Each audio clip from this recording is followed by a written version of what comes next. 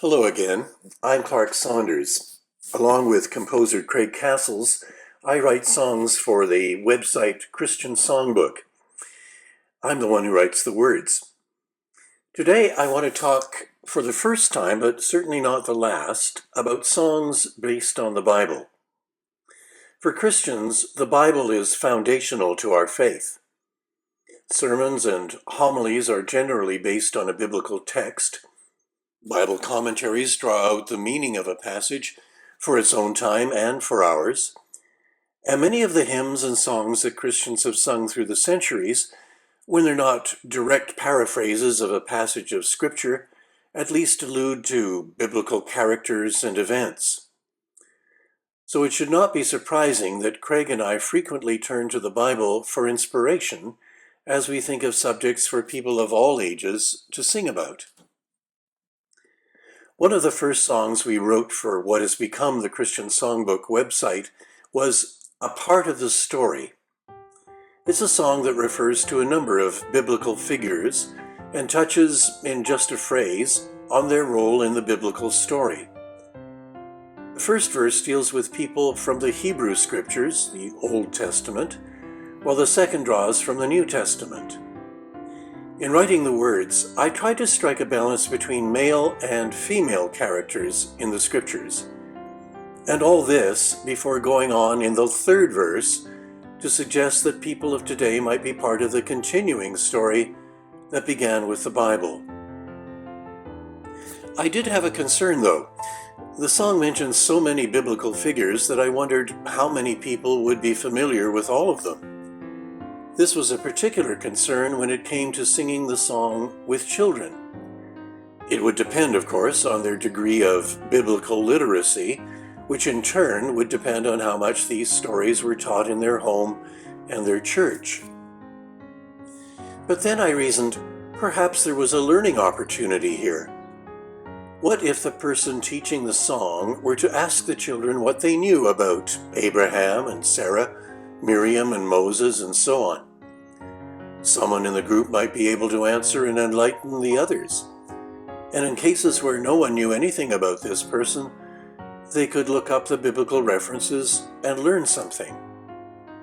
While they were learning the song, they could expand their knowledge of the Bible. If you should want to teach this song and take advantage of this learning opportunity, I've included the references here.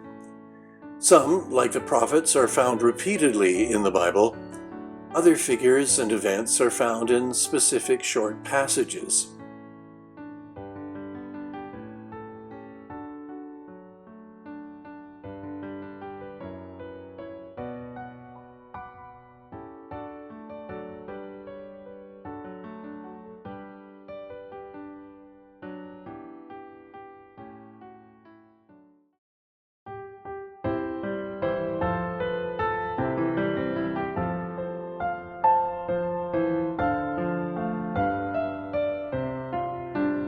There was Abraham walking with Sarah, trusting God would show them the way.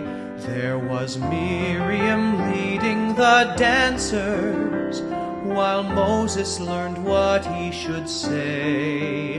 There was Ruth with her steady devotion, and the prophets who spoke against wrong. They were all a part of the story. They were all a part of the song. There was Martha believing in Jesus, and Mary who wanted to learn. There was Peter so ready to follow, Zacchaeus so ready to turn.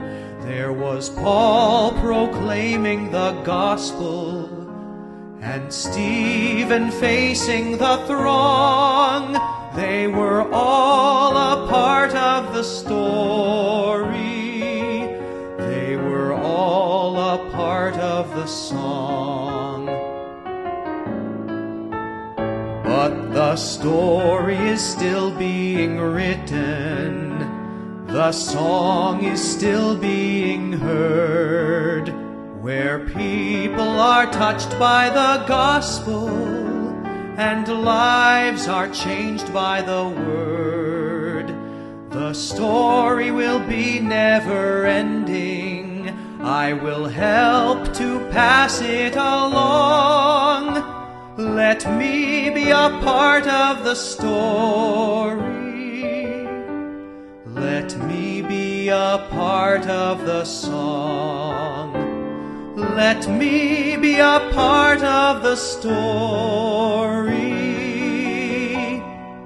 Let me be a part of the song.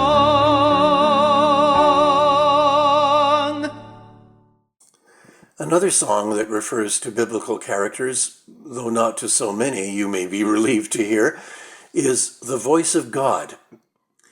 For this lyric, I recalled the stories of 3 Old Testament figures, Moses, Samuel, and Elijah. Again, singers or listeners could learn these stories if they don't already know them. They're stories that children no less than adults could relate to, I think.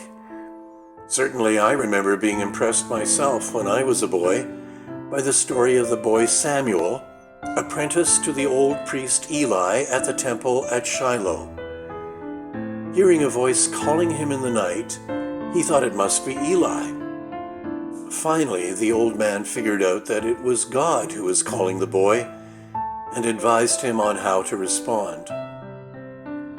What the first 3 verses have in common is their accounts of God speaking to people in biblical times.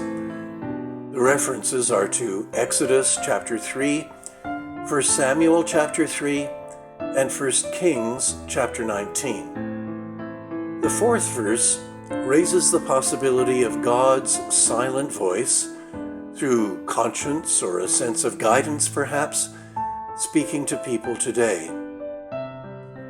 I like the Eastern feeling Craig has given the music for this song. In my mind's eye, I see a camel train moving slowly across the desert, an impression that is enhanced by the addition of a recorder to the accompaniment. An easy recorder score is available. You'll hear it on the track.